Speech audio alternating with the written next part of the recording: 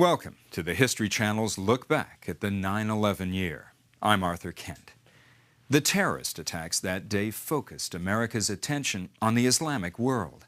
Some Americans' first reaction was to regard all Muslims as enemies. But it was clear to most that they had to make a distinction between one of the world's great religions and the fanatics who had taken it to a violent extreme. In this program, we'll take a close look at the history and beliefs of Islam, its former empires, and how it has evolved to become the religion it is today. Join us now as the History Channel presents Inside Islam.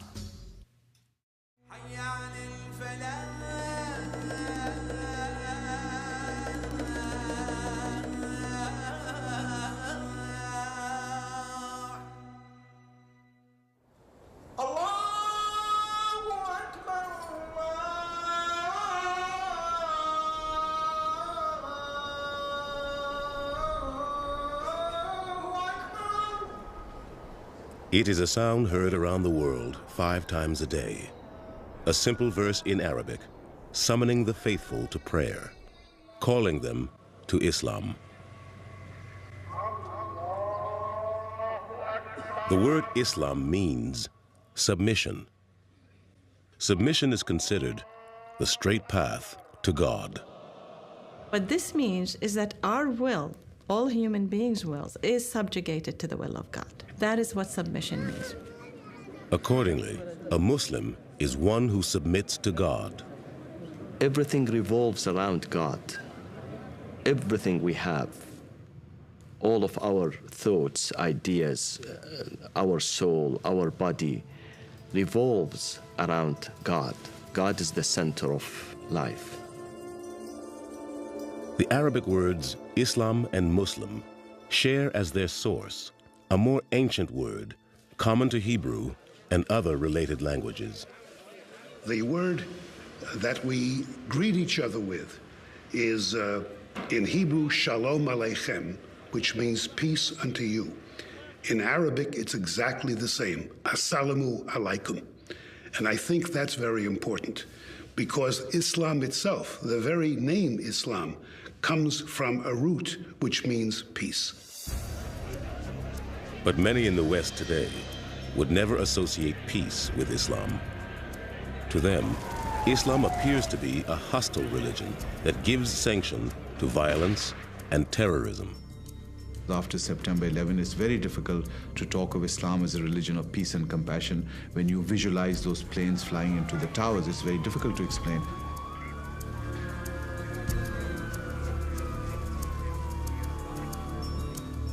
But recent events are not entirely to blame for this perception. It is rooted in 1,400 years of history. Really take a step back and look at the major world religions, the ones that have stood the test of time. Islam is the only tradition that has really ever threatened the existence of Christianity. Since its beginnings in the 7th century, Islam has spread to every corner of the globe. Although Westerners tend to think of it as a religion of the Middle East, most of its adherents live half a world away. Indonesia in Southeast Asia is the largest Islamic country, with more than 170 million Muslim citizens. By contrast, only about 7 million Muslims live and practice their religion in the United States, but that number is growing. There are over 1,000 mosques in the United States now, and so Islam is not just a world religion that's out there somewhere, but it's very much a real presence here in the United States as well. Like most major religions, Islam is composed of different sects or orders that have evolved over the centuries from the original Orthodox tradition. The two largest are Sunni Islam and Shia Islam. The Sunni make up 85% of the world's Muslim population, while the Shia represent about 10%. There are many smaller sects, as well as methods of practice.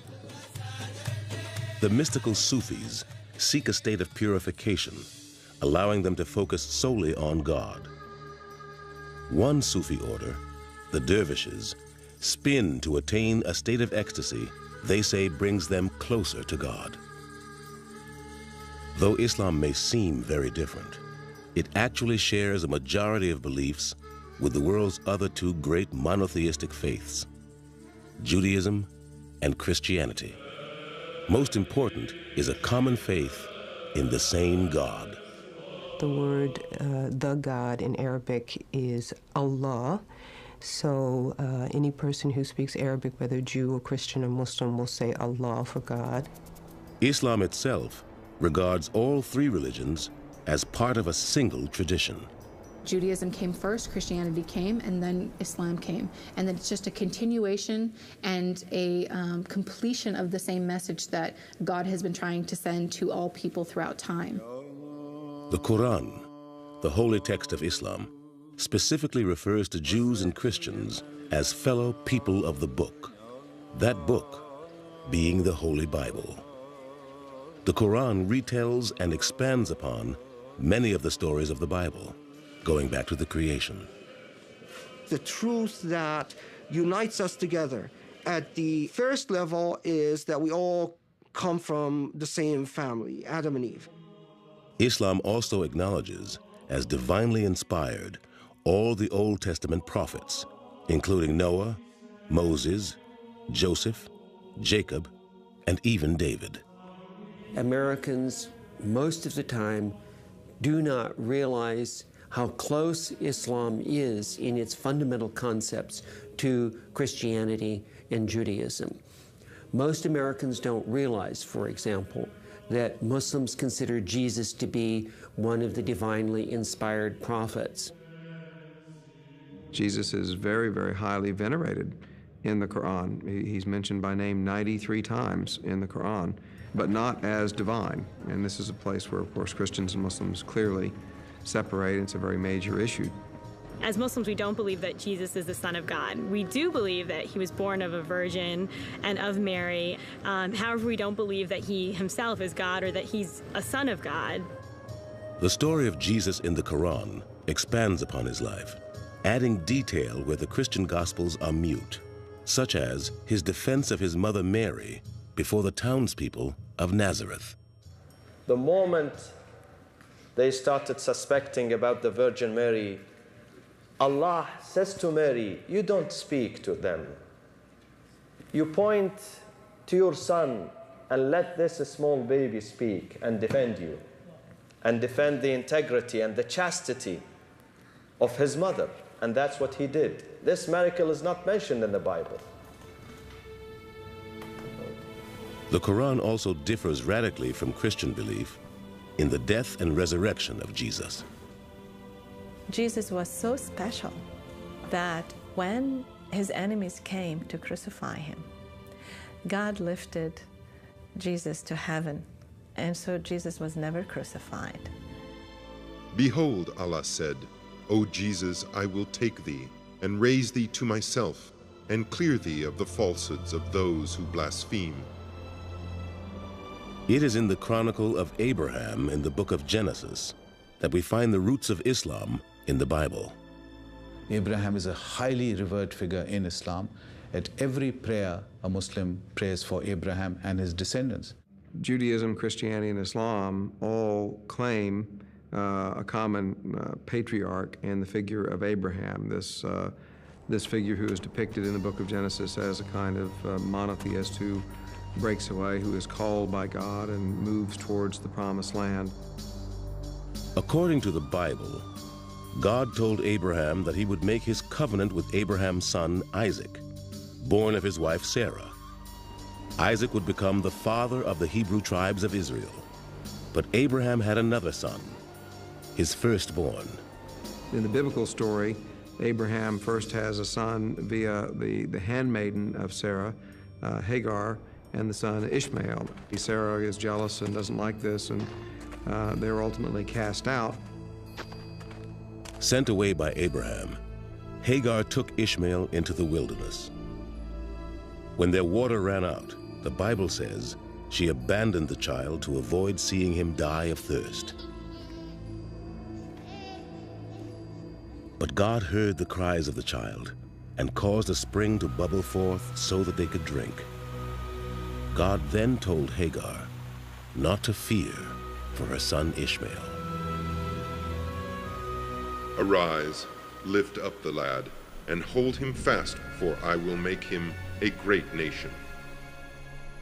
The Arabs understand that Ismail is the legitimate son of Abraham. And so they trace their lineage back to him through Ismail, whereas the Jewish people and the Christian tradition focus on the continuing lineage of the family of Abraham through Isaac as the heir of the promise. Muslims believe Ishmael helped Abraham build a temple at the site of the sacred well, a simple stone edifice called the Kaaba. Abraham then prayed to make it a place of pilgrimage for everyone who believed in the one all-powerful God. A great city grew around the Kaaba, a city known as Mecca. The Temple of Abraham became a sacred stop in the desert for travelers and merchants. Many of the Arab tribes in Mecca prospered from the trade that passed through their city. These tribes formed the foundation of Arabian society. The tribe was the place where an ancient Arabian felt at ease. He felt that this was where his identity lay. He felt that this was where his glory and history resided. One such tribe, the Quraysh, enriched themselves by providing food and water to the many pilgrims who came to worship at the Kaaba. Over the centuries, however, the Arabic tribes forgot the faith of Abraham and his one God, and the Quraysh became the gatekeepers to a temple for idol worshippers. In the year 570 AD, however, a child would be born to the Quraysh who would cleanse that temple. Like Jesus and the Old Testament prophets before him, he would sweep away the idols, preaching a return to the faith in one God.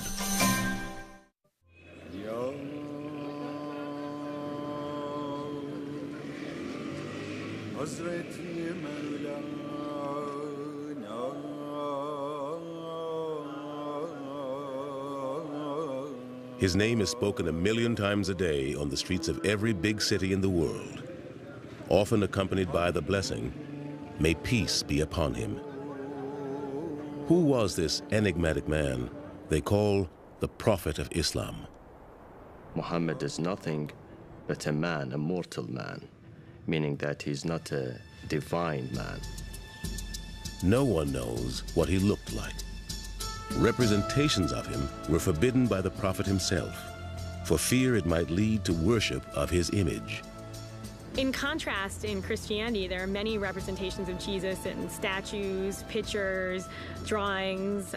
It's hard to enter any Christian church and not see a picture of Jesus.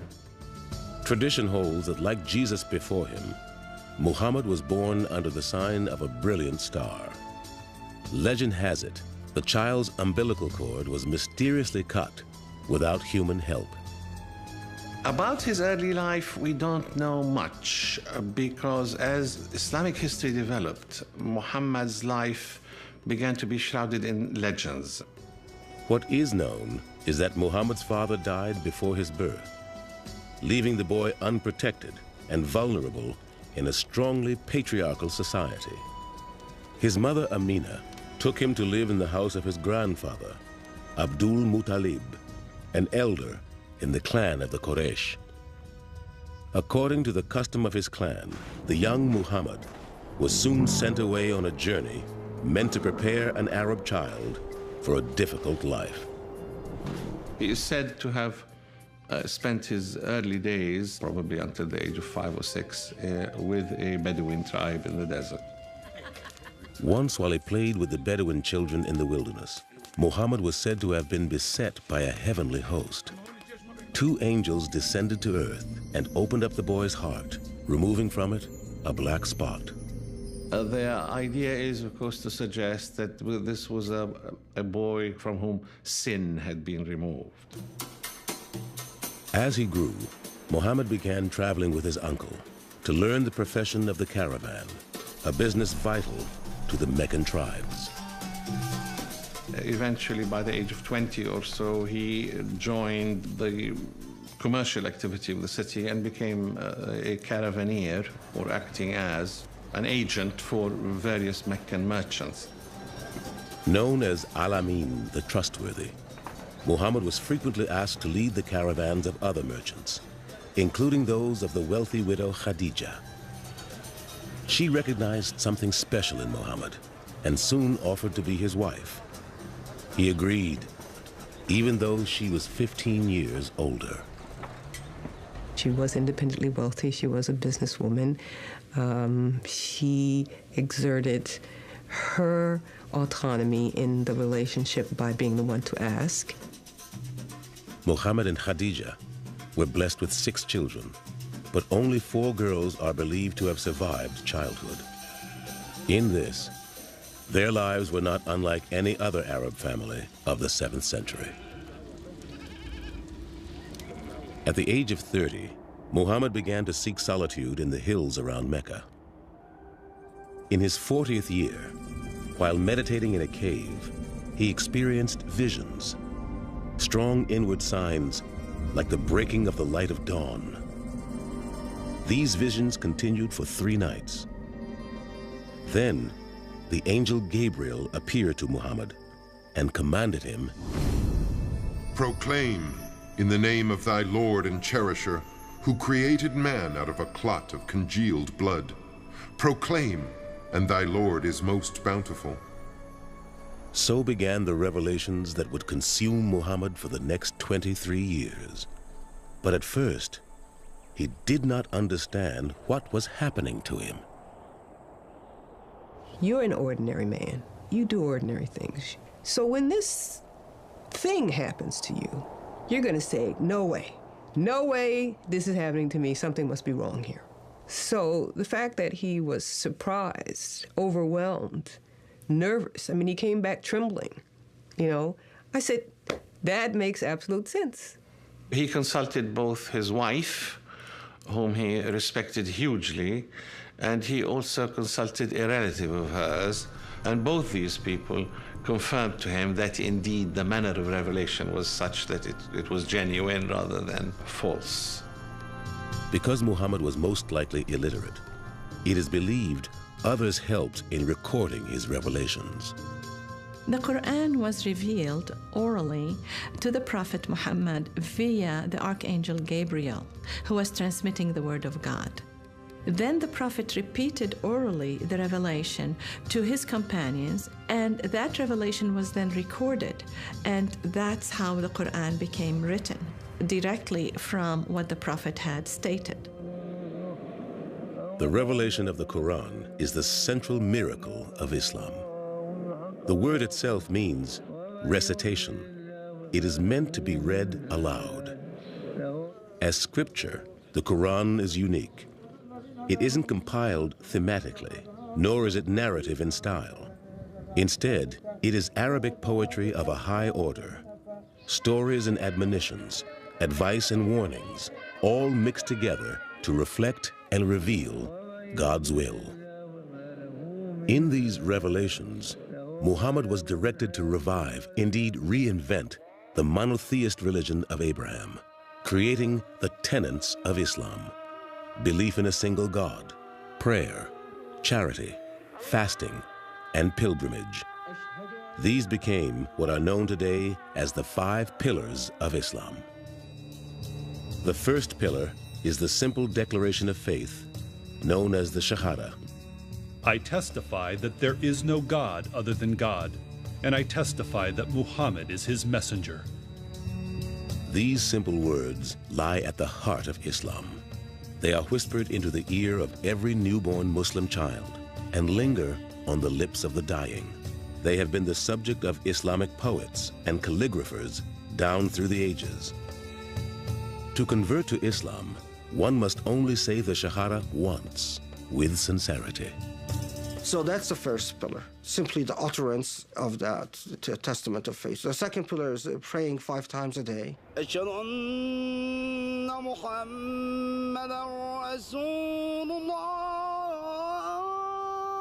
Called the Salah, these ritual prayers are said while facing the city of Mecca. They are observed at 5 specific times each day: at dawn, midday, in the afternoon, at sunset, and in the evening before going to sleep. It acts as a constant reminder, a constant engagement with the divine.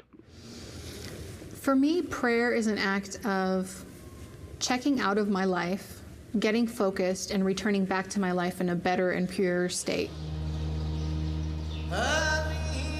Cleansing, whether merely symbolic or a full ritual bath, is required to enter into a state of communion with God. The environment for prayer must be clean as well. A prayer rug keeps the faithful from contact with the unclean ground. The way that we begin our prayer is by throwing our hands up over our shoulders and saying Allahu Akbar, which is God is greater, meaning that God is more majestic and more powerful than anything that we know, and by throwing our cares away in some ways also. But no matter what country one prays in, the prayers themselves are always spoken in Arabic, believed to be the immutable word of God as revealed to Muhammad by the angel Gabriel. They have remained unchanged since first spoken in the 7th century AD. At that time, Muhammad's revelations and their message of a single true God offended many and soon began to divide the tribe of the Quraysh. It would bring civil war to the sands of Arabia. The Prophet Muhammad succeeded in building a new community in the Arab world, a community that was not based on clan or tribe, but on faith. Within 100 years, that community and that faith spread rapidly into an empire that dominated much of the world. It was the first triumphant age of Islam, and it would not be the last.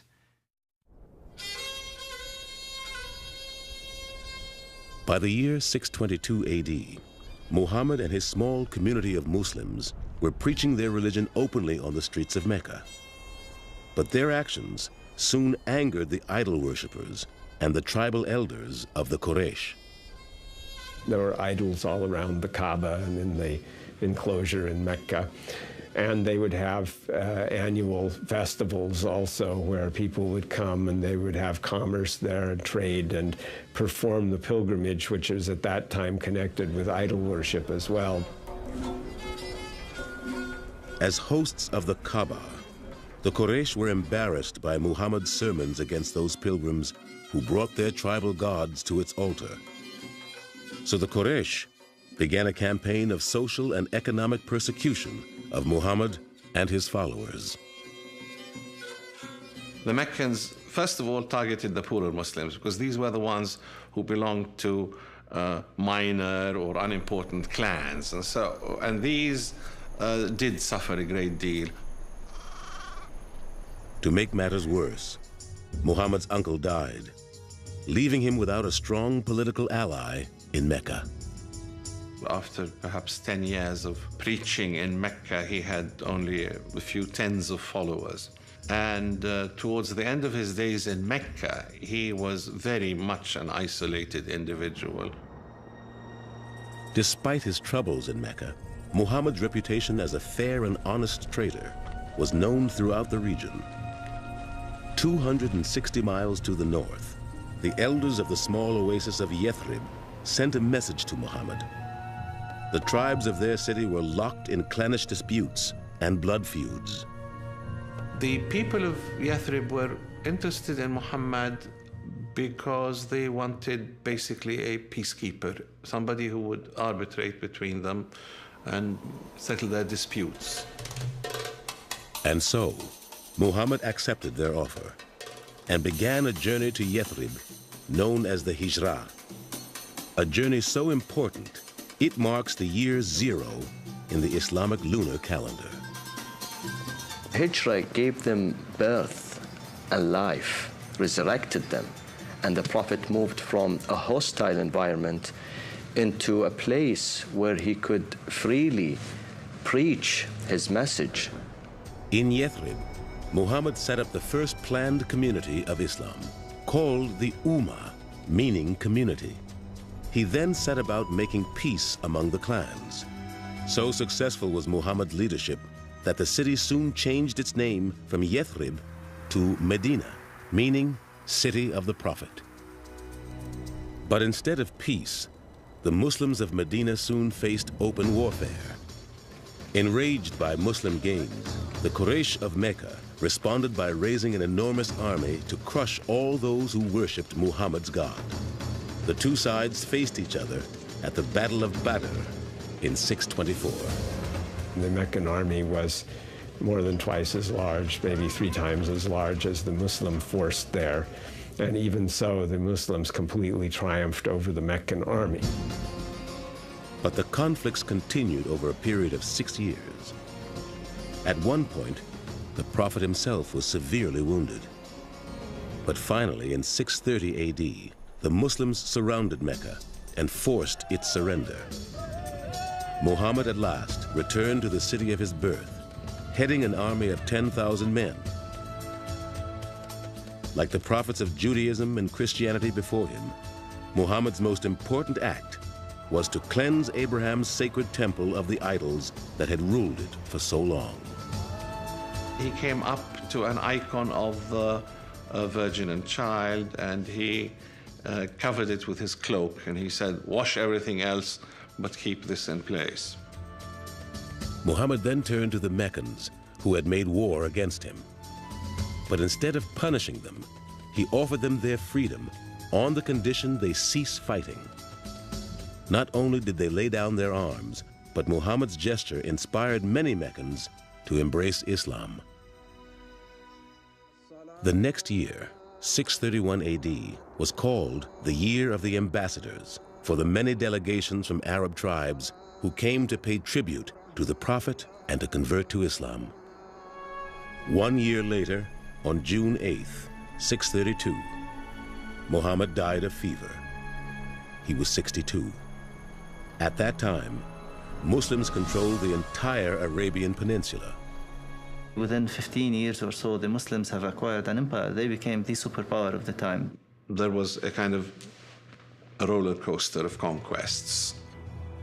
Within a century, the empire of Islam encompassed an area larger than that of Rome at its peak.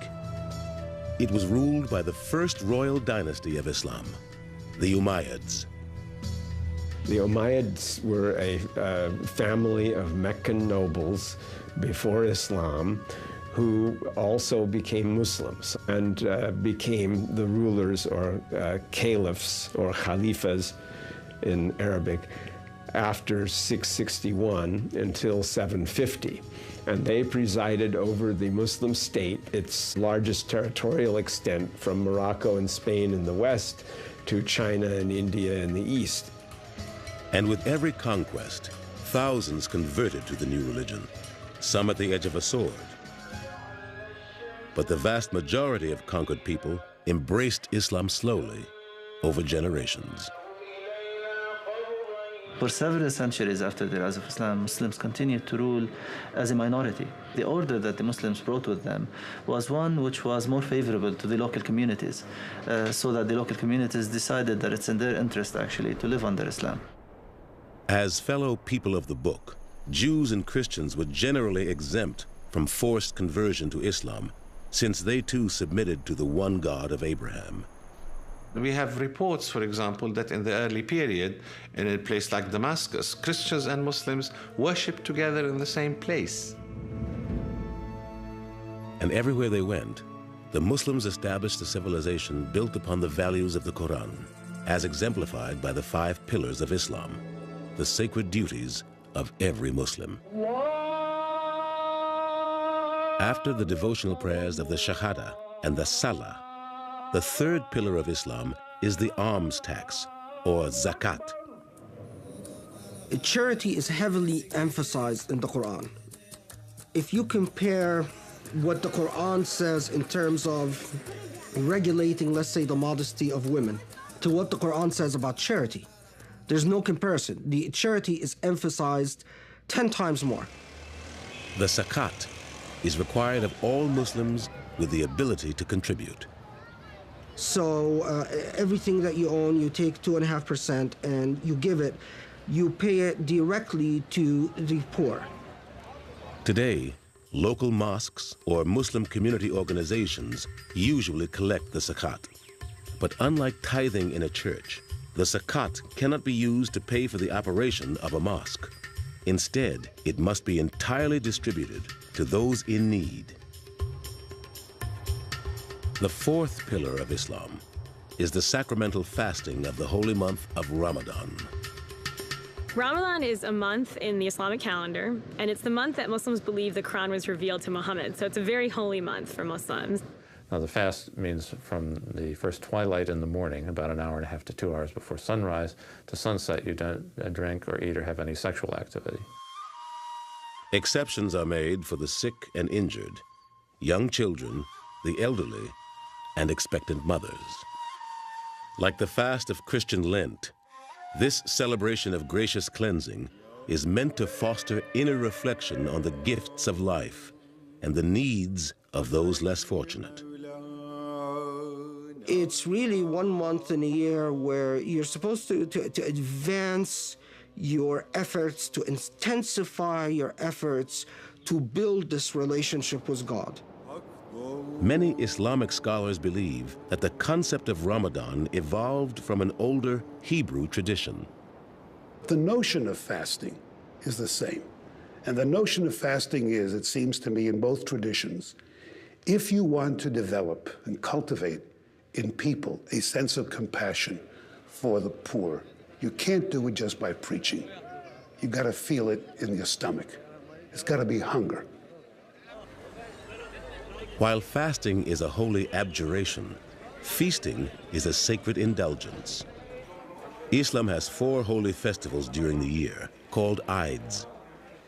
The festival that comes at the end of Ramadan is the great Eid of the breaking of the fast.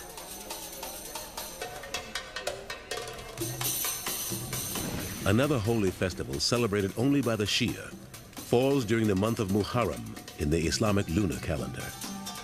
It commemorates the death of Hussein, the grandson of the Prophet Muhammad. Hussein's death in 680 AD marked the first great schism of Islam, when the Shia split from the Sunni. The only difference revolves around the succession to the Prophet. Who is entitled to succeed the Prophet and lead the nation? The Sunni believe that the leader of the Muslim community should be elected, while the Shia maintain that the leaders should be descended from Muhammad. The Shias believe that Ali, the son-in-law of the Prophet, should have become the first Caliph or first ruler of Islam after the Prophet. As the son of Ali and one of the Prophet's daughters, Hussein was said to have been chosen by God to lead the Muslims.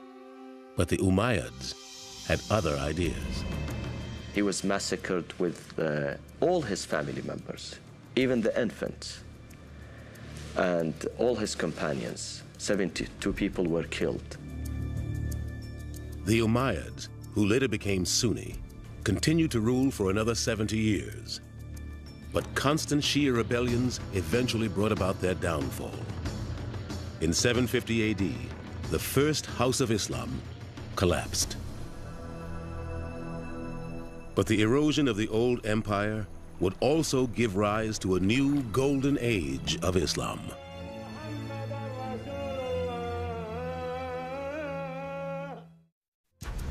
Iraq. Today, an Islamic nation at odds with the world. Its capital city of Baghdad, the scene of night bombing attacks during the Gulf War in 1991. But it was here in the 8th century that Islam gave birth to a golden age of learning. It started with the rise of the second great dynasty of Islam, the Abbasids, a family descended from the uncle of the Prophet Muhammad, Abbas. At the center of their empire, the Abbasids built a city that became legendary for its beauty, Baghdad. Baghdad was built as a cosmopolitan city which would serve both as the capital of the empire, and it was a vast empire stretching from Central Asia to the Atlantic. But also, this site would serve as the cultural center. The Abbasids brought to Baghdad treasures recently acquired in Islam's rapid expansion. Scrolls from the libraries of Alexandria and Pergamum, and texts by the ancient Greeks, Romans, and Persians, which they translated into Arabic. From the Persian side, a lot of wisdom literature and a lot of political literature, the conduct of kings and so on and so forth. From the Greek side, what mostly interested them was philosophy and natural science. While Christian Europe was mired in the Dark Ages, Baghdad flowered as the center of Islamic culture. Poetry and calligraphy, architecture and engineering, science and philosophy. Many disciplines flourished, and some new ones were invented. At the same time that the translation started, there were actual works which were composed, original scientific works which were composed, such as, for example, the famous work on algebra, the invention of the field of algebra. In this courtly climate, Arab mathematicians developed concepts of decimal fractions, exponents, calculus, and trigonometry. Even today, the number system used by the entire world is Arabic. But it was in the study and practice of medicine that Islam truly achieved distinction. While Christians in Europe were using exorcism and bloodletting to treat the sick, clean hospitals in the Muslim world were practicing advanced surgical techniques, orthopedics, and even treating mental illness. However, by the end of the 11th century, the Islamic East and Christian West were on a collision course. The actual Crusades were an attempt to colonize the Middle East by Western Europeans. It began when the Seljuk Turks took Anatolia, cutting off the overland routes used by European pilgrims to visit Christian shrines in the Holy Land. The Catholic Church was quick to respond. Pope Urban II in 1095 preached the First Crusade, and that was because Jerusalem, he said, was held by the infidels. Well, Jerusalem had been held by the Muslims for hundreds of years, and there had never been that thought before. Jerusalem, city of Christ's crucifixion, and the site of the great temple of the Jews. But it is also the third holiest city in Islam after Mecca and Medina. In Islamic tradition, Muhammad, during one of his revelations, was spirited from Mecca to Jerusalem on the creature called Burak. Where the Dome of the Rock now stands, Muhammad ascended to heaven. Other than the revelation of the Qu'ran, it is the only miracle claimed by Muhammad. He was given at that point the kind of beatific vision where he saw everything that had happened in the past and everything that was going to happen in the future. And during this, he encounters Jesus and Moses, and so all of that links him again to Jerusalem, to the biblical tradition. And of course, when he returned to Mecca, it was as if no time had passed. But in the year 1099, Christian crusaders finally breached the walls of Jerusalem.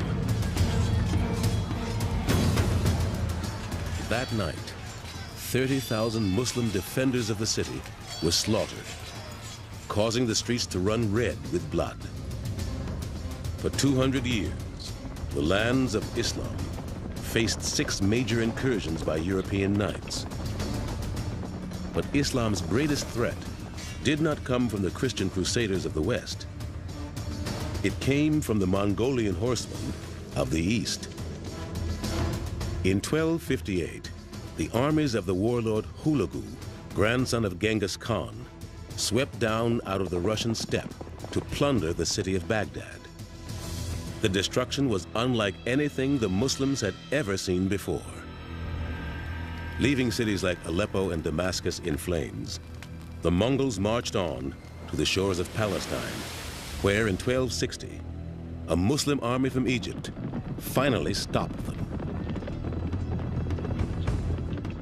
That was the high water mark of the Mongols as far as their advance toward the west. But their kingdom remained in Iran for some generations, and then some 40 years later, the Khan became a Muslim. Still, the newly converted Mongols continued their conquests, taking Islam with them into Afghanistan, China, and India. Soon, the holy city of Mecca was crowded with Mongols and Turks, Uzbeks and Afghans, Mamluks and Moors, all on the sacred pilgrimage said to have been begun by Abraham. It is the last of the 5 pillars of Islam, the journey to Mecca, known as the Hajj. Hajj is an experience which is very unique. It's a journey to God. You are journeying to God, going to His house. The trip is required of all Muslims at least once in their lifetime. That is, if they are physically and financially able to go. The Hajj, for me, was a big spiritual lift. I experienced something that made me more aware of the serious life that I had accepted, the life to be a Muslim. 2 forms of the pilgrimage exist. The Umrah is the lesser pilgrimage, taken alone or in small groups at any time of the year. The greater pilgrimage, the Hajj, always begins on the 8th day of Dhul Hijjah, the 12th month of the Islamic lunar calendar. Nearly 2 million Muslims take part. For a week prior to the Hajj, pilgrims flock to Saudi Arabia, eager to join in Islam's holiest rite. We go on the Hajj, we reach a certain place, the Miqat, outside of Mecca, where you then have to put on the garb of a person who's on Hajj, which consists of 2 unsewn garments called the ihram. Ihram from haram, that which is sacred. It's the shroud that you wear when you're buried. And the symbolism is, now from this point on, you're dead to the world and you're devoting yourself to God. There's no barriers. When you're at Hajj, there's like no barriers. You can't tell a difference between who does what for a living, who's rich, who's poor, who drives a Mercedes, who drives a Toyota, whatever. That's the beautiful thing about it. Upon arrival in Mecca, a ritual cleansing called an ablution prepares the faithful for the first station along the pilgrimage path, the Kaaba. The house of God is in the middle, which is central in our life. And circumambulating around it means that God is center, the axis of our life.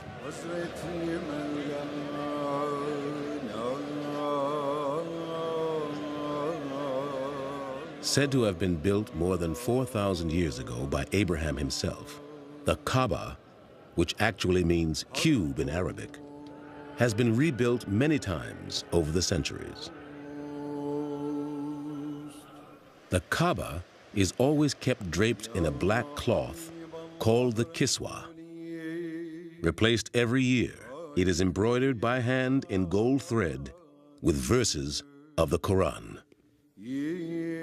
And then we march between 2 small mountains, Safa and Marwa, reiterating what Hagar, the wife of Abraham, did when she was searching for water for her son, Ishmael. Today, the entire length of this ancient path is protected under one roof and fully air-conditioned. This march between 2 mountains 7 times back and forth represents our struggle in life. The next morning, 2 million pilgrims descend upon the otherwise desolate plain of Arafat, 7 miles outside the city of Mecca. Here, the Muslims spend the entire day and much of the next night in quiet prayer and meditation. confessing their sins to God. We stay one whole day in the desert with nothing with us. Just like the day we were born, we had nothing. We leave everything behind. Men, women, black, white, red, all sorts of languages. Imagine 2 million people.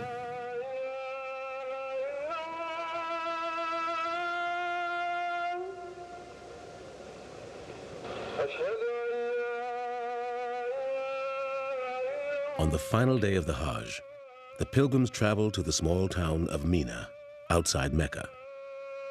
Here they stopped to throw 7 tiny stones at a granite pillar. Based on a tradition established by the Prophet Muhammad, it symbolizes the stoning of the devil and the rejection of sin.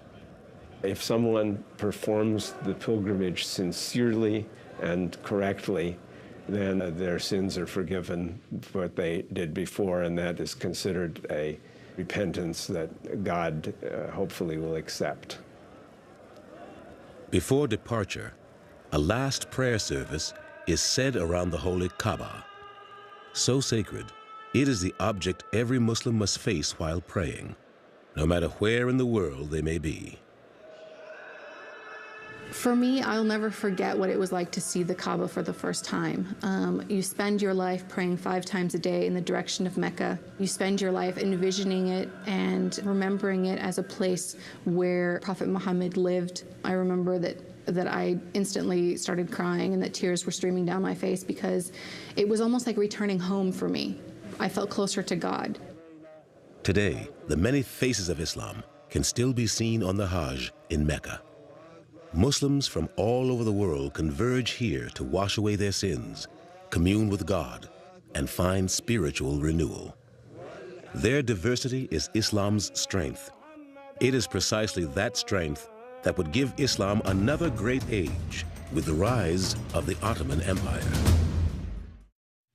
The writings of great thinkers like Aristotle and Plato, which formed the basis of modern Western culture, may not have been preserved were it not for Islamic scholars. During the Dark Ages, barbarian hordes invaded Western Europe and destroyed every Greek and Roman text they found. But Muslim scholars had translated these writings into their native tongues, thereby preserving them for future generations. Like Judaism and Christianity, Islam is a religion born in the arid lands of the Middle East. Yet, at least one Islamic society came of age in Western Europe. In the year 711, 7,000 Muslims from North Africa landed on the southern tip of the Iberian Peninsula. They named the massive rock they found there after their leader, calling it Tariq's Mountain, Jubal Tariq in Arabic, Gibraltar in Spanish. It was here in Spain that Islam gave shape to a truly remarkable civilization. A civilization is judged by its libraries, by its public baths, by its open debate, by the interaction of cultures and freedom and tolerance. And here we had exactly these things 1,000 years ago in Spain.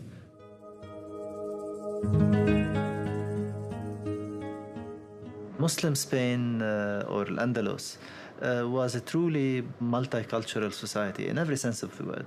It had Christians and Jews and Muslims, significant communities of all 3 religions. In this region, today known as Andalusia, Muslim architects built the captivating terracotta courtyards and the breathtaking mosques of Cordoba and Seville. The West would call the Muslims who settled here the Moors, and they would bring Islam to a new cultural zenith in Spain. Horticulture, navigation, astronomy, medicine, chemistry, mathematics, a great deal of that really came to us through Spain into Europe from the Islamic civilization. At the Moorish-sponsored School of Toledo, Muslim, Jewish, and Christian scholars working together translated the ancient texts collected by earlier Muslim dynasties into Latin, a language all of Europe could understand. Then later, of course, those ideas were transmitted into Western Europe and had a good deal to do with the Western European Renaissance. But this rarefied atmosphere of religious tolerance and scholarly collaboration did not last. In the 13th century, Catholic forces began the Reconquista, the Christian reconquest of Spain. By the late 1400s, only the enclave of Granada remained under Muslim rule. But by 1492, it too fell to the Christians, bringing an end to more than 7 centuries of Islamic rule. But elsewhere in the world, Islam was on the rise. By the end of the 15th century, throughout the Muslim world, you had a series of great and very successful military states, the great sultanates. In West Africa, you had the great Songhai Empire, you had the Safavid Empire in Iran, and in India, you had the first real political military unification of India under, again, an Islamic sultanate. On the Indian subcontinent, the Mughals, a Muslim dynasty descended from Genghis Khan, ruled over an empire so large it comprised nearly 1/5 of the world's population. Here, an Islamic culture of learning and enlightenment once again blossomed.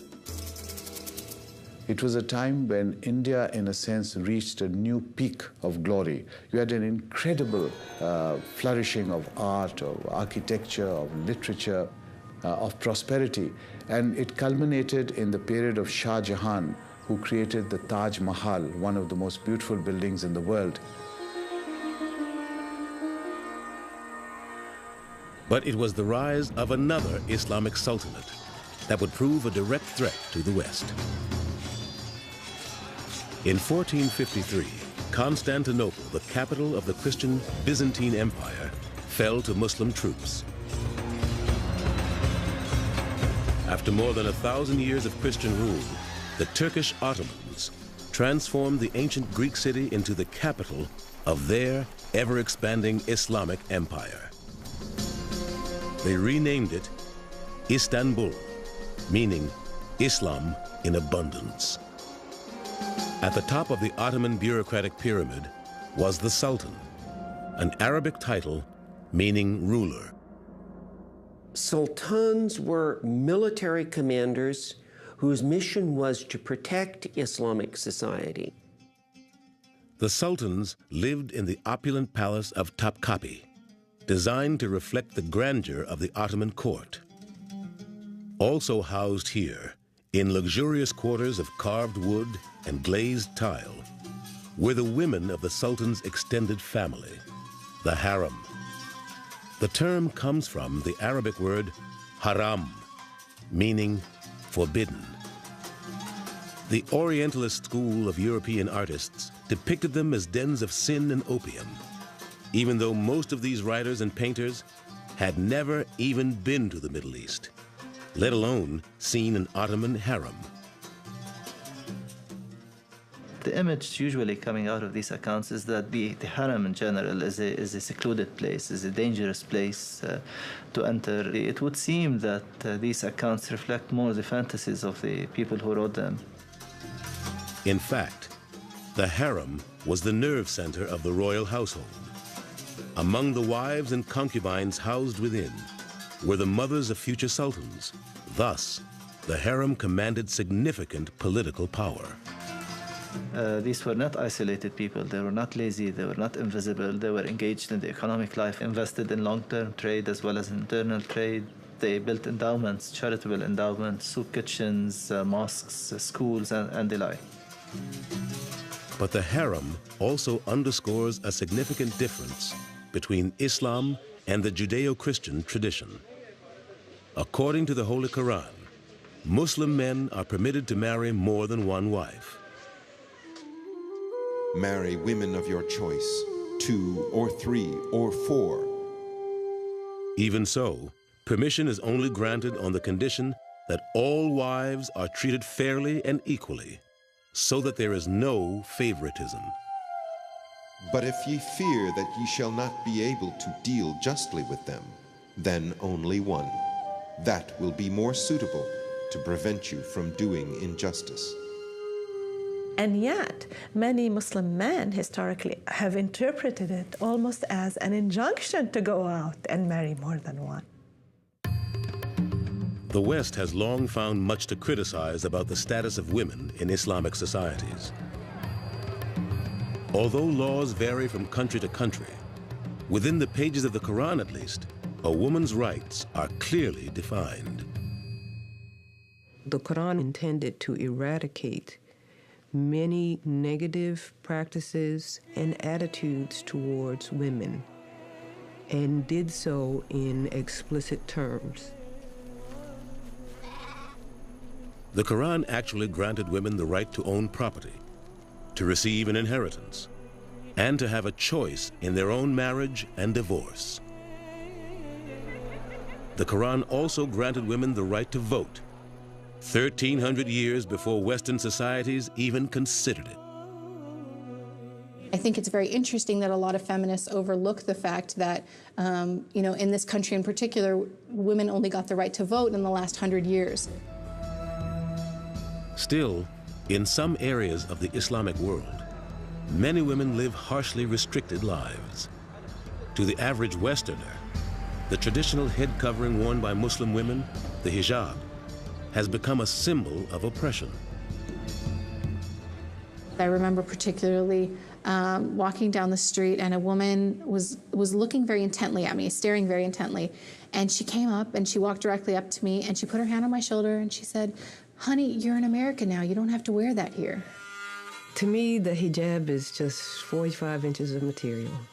It's ironic that it has become such a pivotal issue of concern, both within the Muslim community and for non-Muslims. The covering of one's head is an aspect of several major religions. Today, many Christians and Jews continue to honor this ancient symbol of humility before God. Likewise, some Muslim women choose to wear the hijab only during prayer and other religious occasions. I don't wear the hijab. I decided not to wear it. I think modesty is something that comes from the inside out. It's not just about one scarf, one piece of cloth. That doesn't make you a good Muslim. To read it literally, the Quran requires modesty of both women and men. But the specific choice of covering, from the total concealment of the Afghan burqa to the slightly more revealing chador of Iran, reflect cultural preferences, not the edicts of Allah. Islam was never meant to be a religion that oppresses women. It's just turned out that way because of the way it's manipulated by people who are really expressing their own culture that's patriarchal and tribal and is a reflection of what the society was like before Islam came to the world. Yet, by the end of the 18th century, no veil could protect Islam from the intrusion of the West.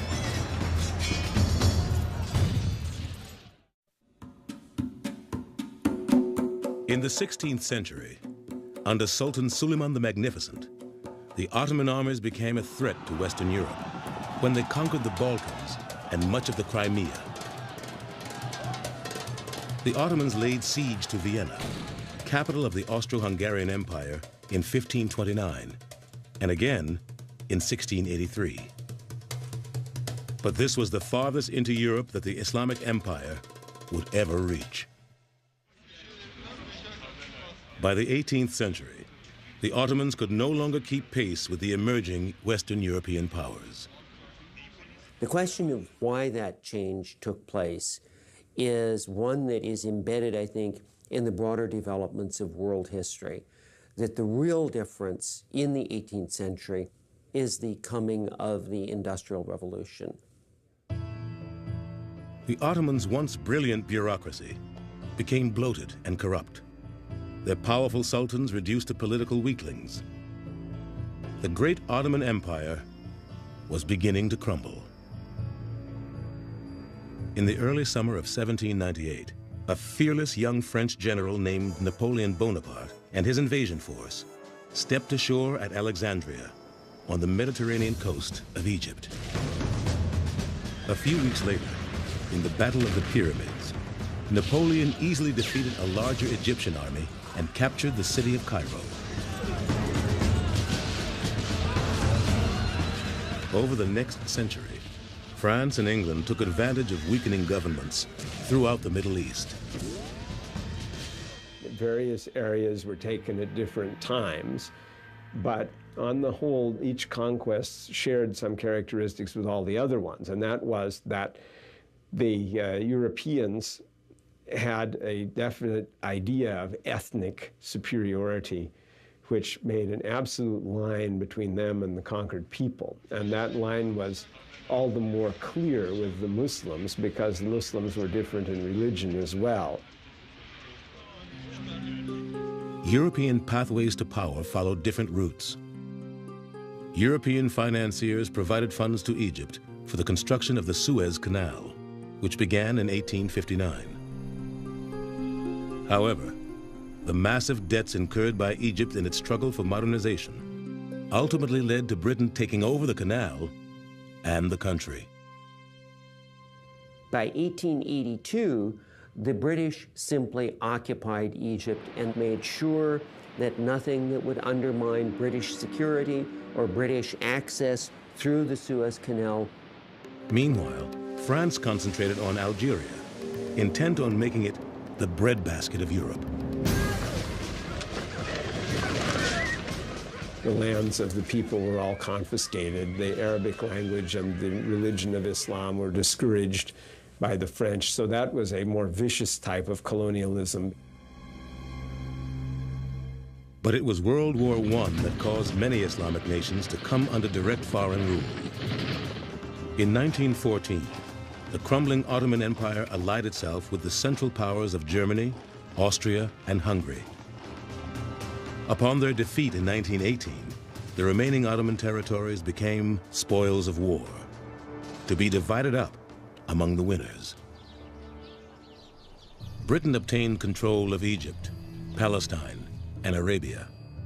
France took Lebanon, Syria, Morocco, and Tunisia, in addition to its already established colony of Algeria. What this does is that effectively it deconstructs and dismantles the system of authority that Islam had developed over 1,200 years. Under the colonial yoke, unrest was brewing, fueled by disgruntled Muslim writers and scholars. Ultimately, their goal would be to drive out the West and to establish their own governments based on traditional Islamic principles. One of the most effective of these opposition groups was the Muslim Brotherhood. The Muslim Brotherhood is an organization which was founded in 1928 by Hassan al-Banna in Egypt, which originally was meant to regenerate Islam in that country. But later on, it became a significant and revolutionary political movement. The Muslim Brotherhood was an important part of the revolutionary efforts that ultimately led to Britain's withdrawal from Egypt in the 1950s. Elsewhere, after World War II, other colonies found their own routes to independence. Some peaceful, others bloody. Yet some of these fledgling nations didn't return to traditional Islamic ideals. Instead, many new states fell under power-hungry secular and authoritarian governments, often corrupt reflections of the Western colonialism from which they won their freedom. Most people in the West forget that one of the most important heritages of imperialism throughout the world, and in particular in the Middle East, is that imperialism brought to the Middle East real ideas and skills in having central authoritarian governments. The groups resisting these new forms of rule became known as Islamists, whose message is reflected in the words of Sayyid Qutb, leader of the Muslim Brotherhood. It is necessary to revive that Muslim community, which is buried under the debris of the man-made traditions of several generations, and which is crushed under the weight of those false laws and customs which are not even remotely related to the Islamic teachings.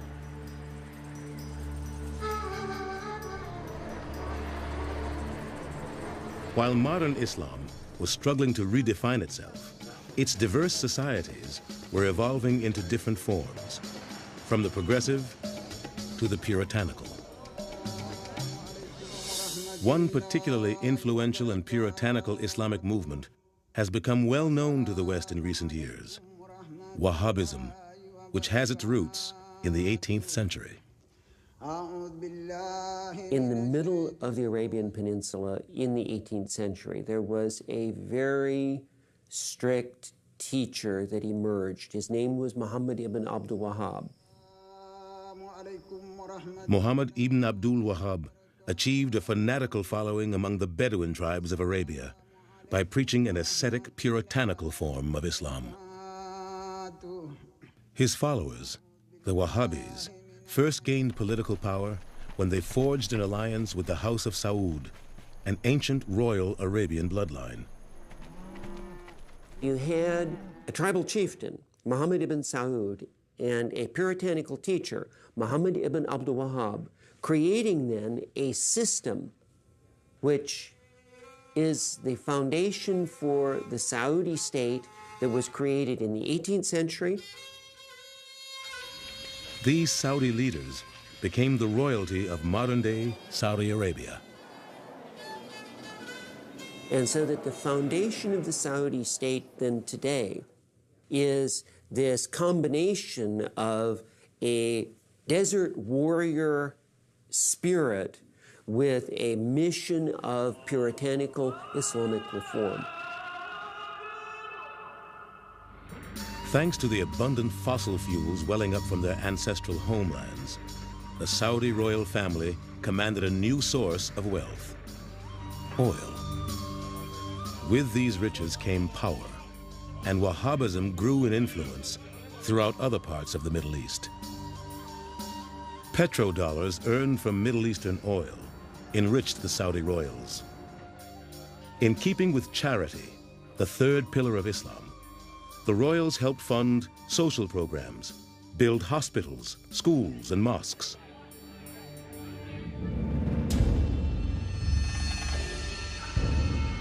But some extremists have taken that wealth and put it to violent ends, attacking Western interests under the banner of jihad. Jihad. It is a concept so integral to Islam, many Muslims believe it constitutes a sixth pillar of the faith. But many Muslim scholars and practitioners decry the simplistic warlike interpretation of the term. The Arabic to English translation of jihad is struggle, and a sacred struggle or a holy struggle, but it is first and foremost an inner struggle. Growing up in America as a Muslim, I had friends who were dating, I had friends who were drinking, doing all kinds of things that weren't permissible in Islam. And for me, that was my jihad. That was my struggle to deal with those temptations and overcome them and say, you know, this is something that my religion doesn't allow. The greater jihad is to struggle against your base desires. The lesser jihad is to struggle against an enemy. It is a radical interpretation of this lesser definition of jihad, with which most of the world is now too tragically familiar. Over Muslim history, the term jihad has more often meant just war. So it is a kind of just warfare, and that, in the modern sense, is very often determined to be defensive war against external aggressors. Even so, the Quran places restrictions on those who would wage this type of warfare. Fight in the cause of Allah those who fight you, but do not transgress limits. For Allah loveth not transgressors. In Muslim warfare, it's prohibited to kill women and children, to kill non-combatant civilians, for example. These things are all completely prohibited. Yet recent events have shown that for many thousands of Muslims, the end justifies the means in their definition of holy war.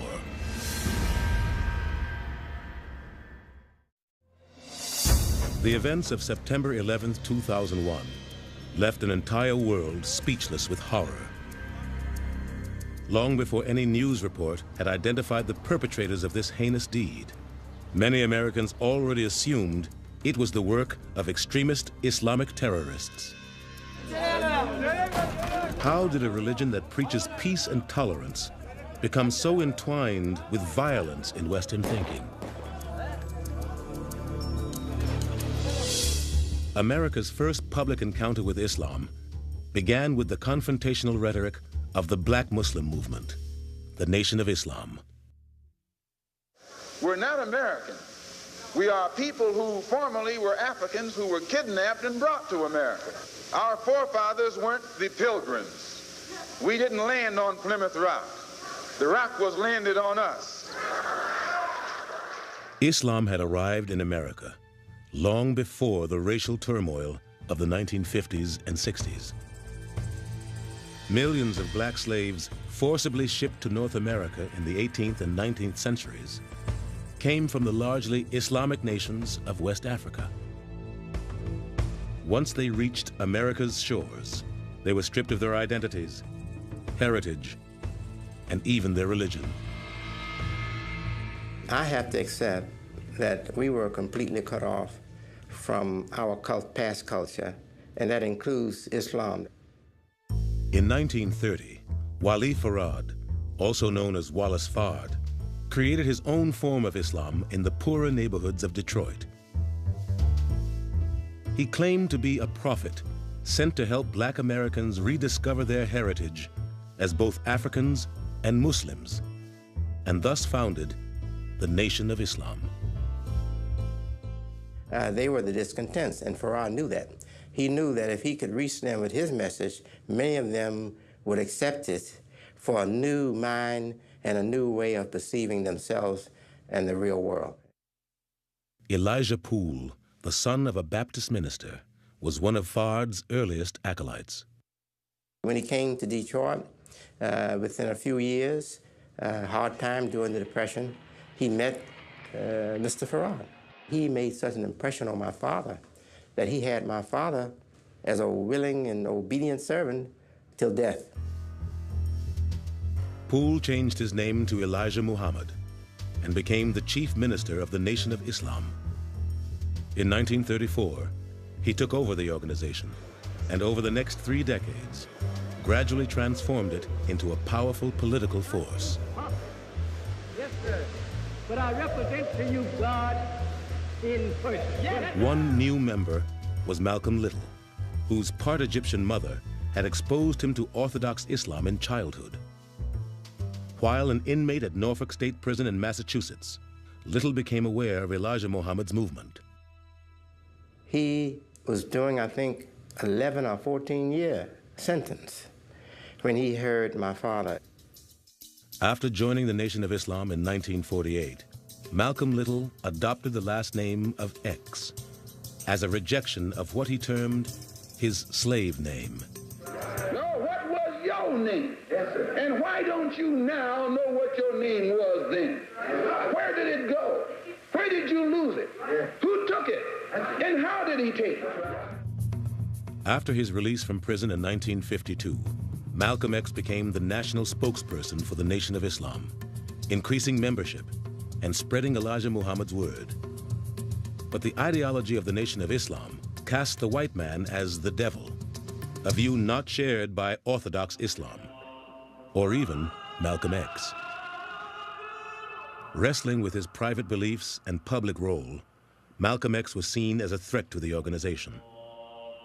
In 1964, he was expelled. Not long after, he set off on what became his pivotal pilgrimage to Mecca. It was on the pilgrimage to Mecca that his eyes were really open. He looked around and he said, my goodness, you know, there are people with blonde hair and blue eyes and people with very dark skin, and he saw that Islam was a religion of people of all races and all nationalities. And that really sort of gave the lie to some of what he was being taught by Elijah Muhammad. Malcolm X returned from Mecca, preaching an enlightened view of Islam, what many today call traditional or global Islam. His charisma and his power as a personality was so great that all eyes were on him, and he came to the truth of the separation between the Nation of Islam and global Islam. And he did it in the public, he did it on stage, he did it on camera. But this philosophical stance displeased more conservative members of the Nation of Islam. In 1965, as he spoke before a meeting of the Organization for Afro-American Unity, Malcolm X was gunned down by a group who many believe were conspirators from within the Nation of Islam. Despite his death, however, Malcolm X's vision of Islam would continue to steer the movement. When Elijah Muhammad passed away in 1975, his son assumed a new leadership role. When the son, Waris Dean Muhammad, took over the organization, he had already made that transition with Malcolm. And I told them, we are Muslims now, we're following the Quran. We should identify more clearly with Muslims all over the world. In 1976, W. Dean Muhammad changed the name of his father's movement to the World Community of Al-Islam in the West. And today, most African American Muslims worship side by side with Muslims of all races and colors from every corner of the world. Some, however, rejected this reform and became followers of Louis Farrakhan's splinter group, which he also named Nation of Islam. But Americans were soon to be faced with more images of Muslims at odds with the West. This time, the flashpoint was Israel. From its birth in 1948, Israel has been the focus of a bitter territorial dispute. Many of its early opponents were not Muslims, but Palestinian Christians. In recent years, however, the conflict has taken on the qualities of a holy war. 1967. In the Six-Day War, Israel successfully crushed the military forces of the threatening Arab states. The victory would only escalate the tensions in the Middle East. 12 years later, Americans would awaken to the fact that they too were targets of rage, this time from fundamentalist Muslims. In the wake of a popular rebellion against the US-backed Shah of Iran, the Ayatollah Ruhollah Khomeini, a highly respected Shia cleric, returned from exile in France to establish a new Islamic government. The Ayatollah's revolution, which symbolized the response of ordinary Iranians, was also a response to modernity itself. How far would the modern age impinge on and change traditional life in Iran? A lot of people felt there were too many changes taking place and too fast. Because it was seen as an ardent supporter of modernity at the expense of Islamic values, the US was cast as the Great Satan. In 1979, Iranian revolutionaries seized the American embassy in Tehran, holding its diplomatic personnel hostage for 444 days. The Ayatollah Khomeini was now transformed from an Ayatollah talking of religion and theological matters into a practical ruler. Now, the big question, of course, is how a cleric transfers or transforms from a man of scholarship into a man of administration. And sometimes that transformation is not a very successful one. In 1981, the forces of Islam turned against one of their own. Many Muslims were enraged that Egypt's president, Anwar Sadat, had signed a US-brokered peace treaty with Israel. But the soldiers who participated in Sadat's assassination were Islamic extremists intent on establishing a fundamentalist Islamic state in Egypt. There was real concern for the first year or two that there would be a major Islamic revolution in Egypt. That didn't happen. The average Egyptian was not inspired by the Iranian Revolution to move in that direction. In 1990 and 91, America became directly involved in the Middle East conflict, leading an international coalition against Iraqi dictator Saddam Hussein's invasion of Kuwait in the Gulf War. Hussein's aggressive campaigns, however, had no connection with Islam. Saddam Hussein is far from an Islamic figure. He is a military dictator, he's a tyrant, he tortures, his citizens disappear. He's gassed and killed the Kurds up in the north, he's killed and bombarded the Shias in the south. But remember that he has a certain symbolic significance for the Arab world, because people are giving a choice to themselves. Do we support a Muslim ruler, however bad, or do we support America, which is attacking a Muslim ruler? In more than 50 years of Arab-Israeli conflict, the world has witnessed a multitude of atrocities committed in the name of Islam. Assassinations, hijackings, and more recently, suicide bombings.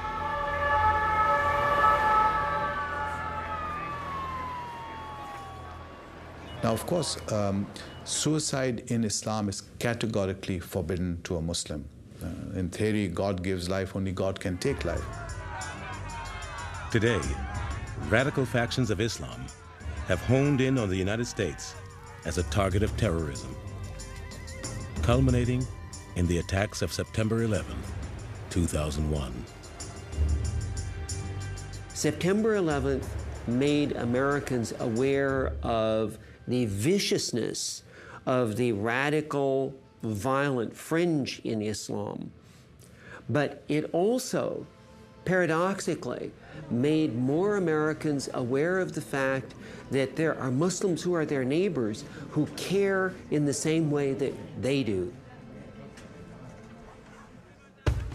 Muslims of the world are at a crossroads. How will they define their faith in the modern world?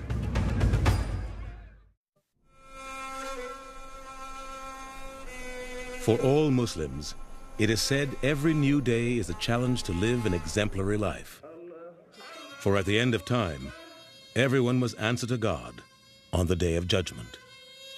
In fact, all Islamic teachings can be reduced to God, revelation, and judgment.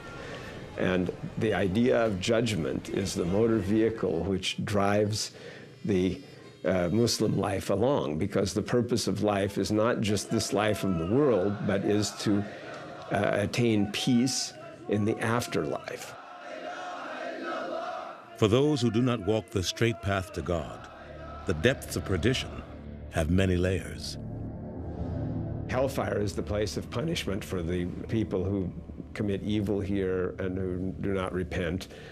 And there are various degrees, and that is not dissimilar really from medieval Christian teaching on this point. For those who submit to the will of God and seek repentance for their sins, a great reward awaits. Paradise would be a place where there would be no suffering, and that there's the reward of those who do good in the test of this life.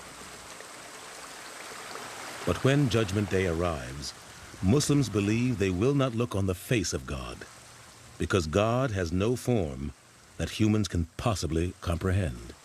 Allah is He who raised the heavens without any pillars, and it is He who spread out the earth and set thereon mountains standing firm, and flowing rivers, and fruit of every kind.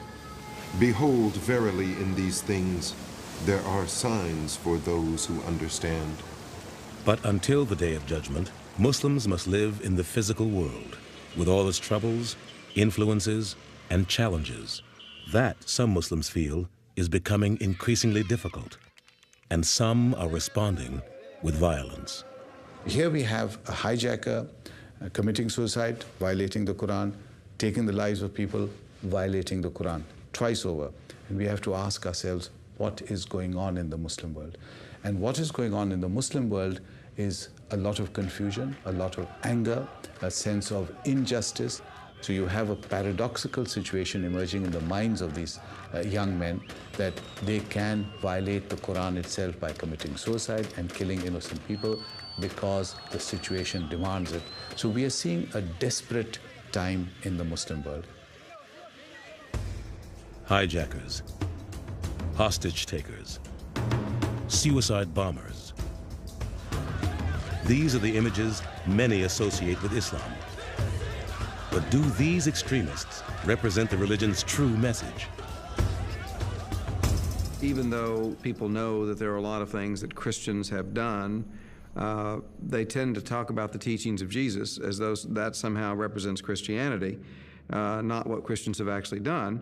And then they look at Islam and don't know what the Quran says or what Muhammad taught through his sayings and actions, but see the behavior of extremists and think that represents Islam. It is understandable to fear those terrorists who claim to act in the name of Islam. However, nerve gas attacks in the Tokyo subway, IRA bombings in Britain, the carnage in Oklahoma City, these and other recent events show us that Islam holds no monopoly on terror. After the Oklahoma City bombing, we did get a letter in the mail with a clipping about the bombing, and somebody had put a Post-it note on it saying, "Look what your people have done." In the end, it turned out that a white American man was responsible, Tim McVeigh, so I guess they were right. It was one of my people who did it because I'm American too. Islam is a dynamic religion that thrives in some of the most modern places on earth and struggles in many of the most troubled. I feel that the saddest thing that has happened to Islam in the contemporary age is the Arab-Israeli conflict. Why? Because it has become, among so many people, impossible to attempt to talk about Islam, think about Islam, engage Islam without immediately thinking about this one bloody conflict that won't go away. There's going to be a peace sooner or later, either by exhaustion or by attrition or by imposition. There'll be a peace.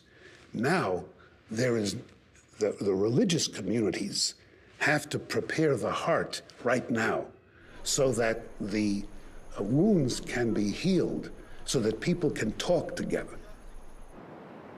Though the Islamic world has freed itself from colonial rulers, thus far, few stable and fair governments have emerged to replace them. Islamic societies, once cultural, scientific, and political world pioneers, are suffering crises of leadership, both political and intellectual. We are seeing a time when Muslim scholars, Muslim leaders really need to be able to understand the Quran, their own tradition, and then relate it to the world and to the wider world events that are taking place within the context of trying to understand and be able to live with other cultures. Because if that doesn't happen, the 21st century will be a very turbulent and a very difficult century for everyone concerned. These different Muslim groups, the African Americans, the Pakistanis, the Egyptians, the Palestinians in America, all of us should be seeking opportunity to come together and have discussion of what Islam is for us in any part of the world and what Islam is for us in this democracy. Iraq is my birthplace. The government of Iraq took half of my family hostages and killed many of them. America gave me freedom and dignity. This is the land where I can worship God freely without fear, without intimidation, without the harassment of the secret intelligence. And I love this country. And I am thankful to God who brought me here to this country and made me feel again that I'm a human. This is a time when religion has to show its real soul. If we don't, I think it will be a confirmation that religion is passé, more than that it's a negation of all of the healthy dreams that all of us have for the future. The biblical imperatives are pretty clear. The two greatest commandments are to love God and to love your neighbor as yourself. And so the question becomes immediately, well, who is my neighbor? Well, surely Jesus wasn't saying only people who look like you and think like you and who worship exactly like you, but it's clearly a reference to other human beings. It is in everybody's interest that our worlds do not collide, but rather reinforce each other, because we all are hoping for the same thing. We all believe basically in the same things. And when we think we don't, it's only because we have looked at each other as stereotypes, not as human beings.